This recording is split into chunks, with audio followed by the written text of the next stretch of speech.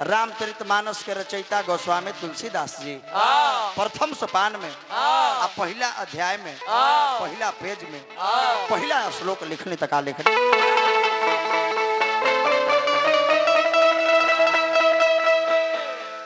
माला भी 2-4 गो है तो दे दीजिए, कब हमको जरूरत पड़ेगा कोई गारंटी नहीं।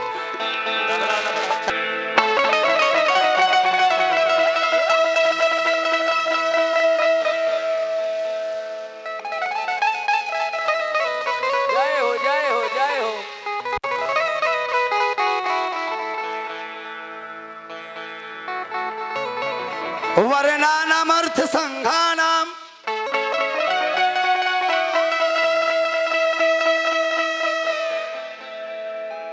रसनाम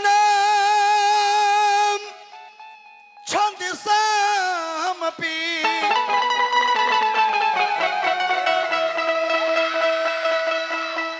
मंगलनम चकर्तारो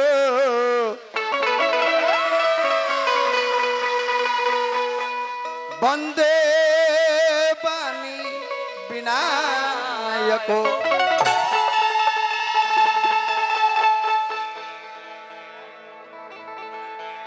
लड़का माई के दुआरी पर जाके कहता माई तोहरे भरोसे रोज हमने गाई ले बजाई ले। अब देखो जा दल तुम 4 दिल थे तो कहते हैं मुकेश भैया शुरू कीजिए। ई बॉक्सवा तो नजदीक है ये हली। अब देखो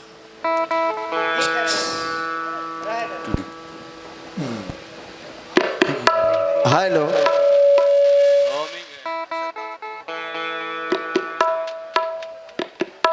हेलो हेलो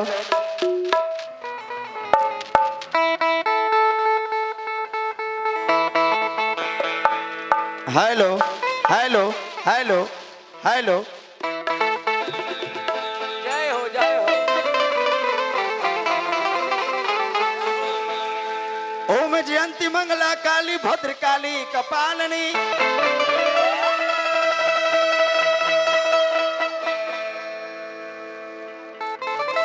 दुर्गे क्षमा शिवा धात्री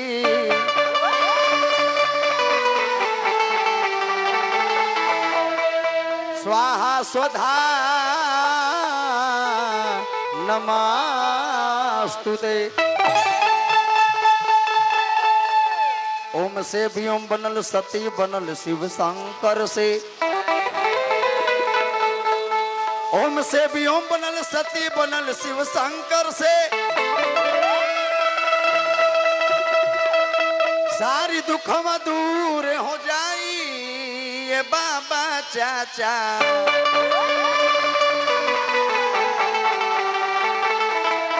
मैया जी के मंत्र से। बड़ा सुंदर एगो गीत आई रहे देहाती जी के। अरे कि अब का मतलब भाई रो भाई के। अरे अंगूरी में अंगूठी बा सगाई के। यही लय के सहारा लेके लड़का माई से कहता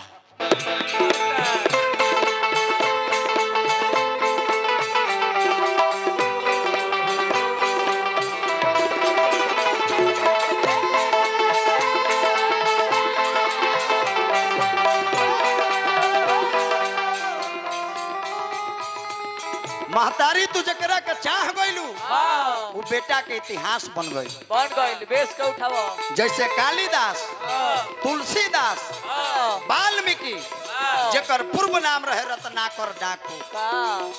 मारे काटे चोरी चंडाल करे वाला काम रहे। ये महतारी तहर दया हो गई इतिहास बन गई। उल्टा नाम जपे जग जाना आ वाल्मीकि भय ब्रह्म समाना। लड़का कहता ये महतारी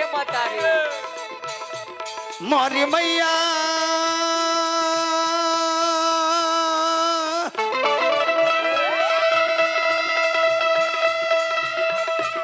मोरी मैया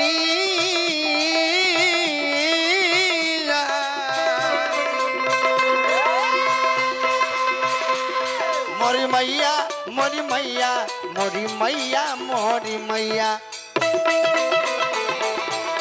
ये महतारी अरे करीले गोहार सरदे भवानी के अरे करीले गोहार सरदे भवानी के हम तो बुल बुल होई पानी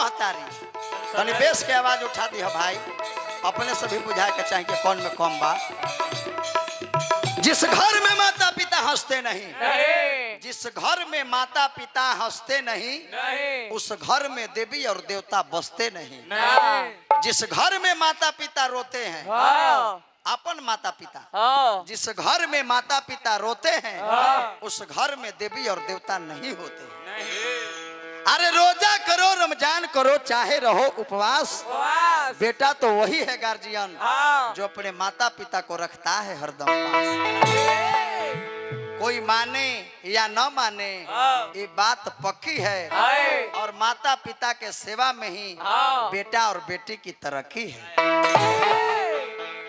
आज हमने के जहाँ दादाजी गइल बानी वो जगह पर सबके जाए के बा जहाँ रहे के नहीं खे ओकरा नैहर कहल जाला आ जहाँ सब दिन रहे के बा ओकरा ससुराल कहल जाला आज वो बोलमुआ के बोला हटाई जौना बोलमुआ के जगह पर सबके जाए के बा आ वो बोलमुआ बरियारी पूर्वक ना दादाजी के प्रेम पूर्वक लेके गइल बानी आहा ये धरती है ई धरतीय के नाम है मृत्यु लोक एहजा जियतन यही आश्चर्य बा का कहे के बा ये महतारी अरे तू ही तारे देलू तुलसी कहबीर के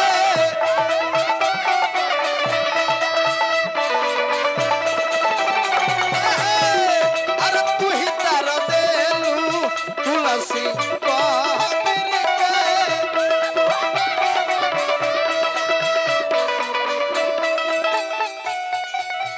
भाठा मलिकार साक्षी भाठा मलिकार आग्रह करम के आई एगो रउए बोलौले बानी रउए माध्यम से आइल बानी तो एगो माला पहना के स्वागत करब हम बेटा रोते ना कर के तू तो कदर के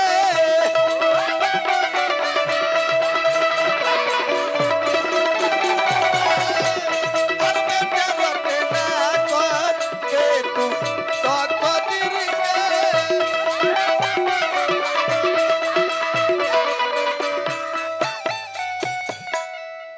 सब से आग्रह करम कि तनी जब हम माला पहनाई भैया के तो तनी जोरदार ताली बजा के स्वागत करी।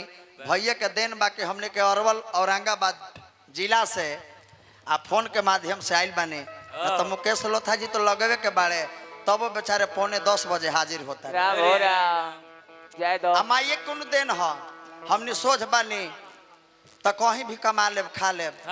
अब माई के दया है तो लंगड़ आदमी के देखे माइये के न दया है न तो इनका जैसा लंगड़ तो ट्रेन में भीखे मांगे तो कोनो मंदिर पर बैठ के वीरा के आगिया लगेला एही तार में कौन सखी मार दिहले टोला। लेकिन माइये के दिन हो कि हो बेचारा गाना बजाना गावता रहे। चल आप सब ठीक बाड़ा नु हेलो हेलो और सब ठीक ना दोस्त चलल हो दवाई ठीक तो तनी ताली बजा के स्वागत करी। जोरदार तालियां एक नंबर कोर्स में लाभ बढ़ावा सब में बढ़ा सब कोरस में सब कोरस दबल बा तनी देख ली। अब का जनी पहला बार सुन देख नालो का टोन कम बा। अब भैया 2-4 गो लेबर उबर का कम हुई भाटा पर तो लोथा जी का टीम में 2-4 गो 10 गो लेबर हाँ रख लेवे के बाद सबे रहे भेजे के नहीं खे। आ बगल में बाप एहिजा कमाई है फिर तेरसिया चल जाई। हाँ ए महतारी अरे तू ही तारे देलू तुलसी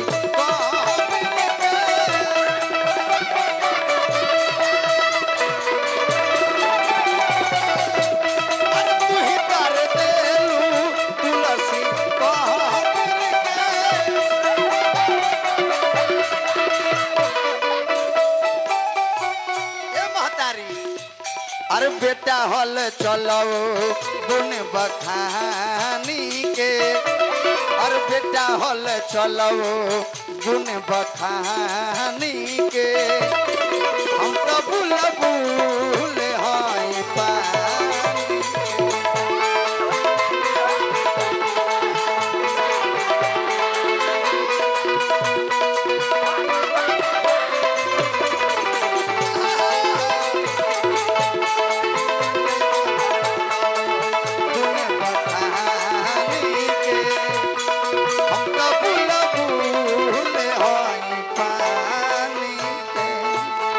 बेटा हम चलो गुन बखानी के हम तो भूल भूल हाई पा।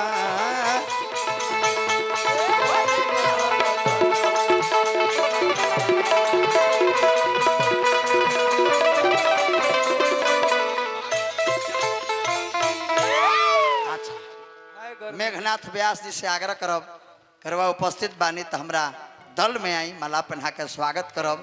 आ हमने के अमोद भैया मनोज कुमार यादव जी अमोद कुमार यादव जी आग्रह करवा हमने के जैसे माला पहना के स्वागत कैनी तो हमनियों के फर्ज बनता कि हमनियों माला से स्वागत करब।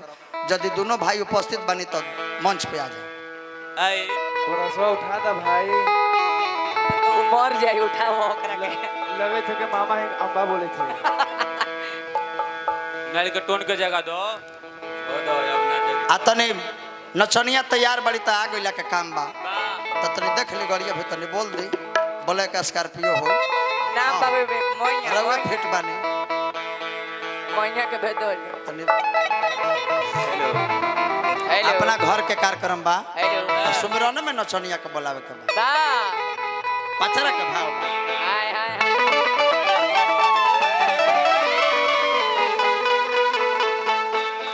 पुरानका खाना आ पुरानका गाना आज हो मजेदार लागेला चाचा लागेला पुरानका खाना पुरानका गाना आज हो मजेदार लागेला। दादा लोग पुरानिया दादा लोग बैठल बानी यदि पहले धोती तनी मानी एने ओने फाट जाओ सरवा बाजार जाए में लजात होखो लेकिन आज जतने कपड़ा के फाटल बा ओकरे ओतन कीमत बा। जींस यदि 5 जगह फाटल बा तो 5000 10 जगह फाटल बा तो 10,000 जींस के नाम कटी फटे आ जींस के नाम बा कटी फटी कुकुर नोच देले बा बुझाला के कुकुर नोच देले बा आ वही जींस के ज्यादा कीमत बा। जल्दी तैयार हो गए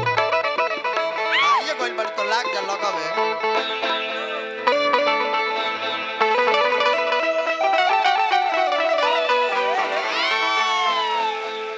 का हो जाला कबो कबो 1 लाख जैसे शिकायत करे पड़े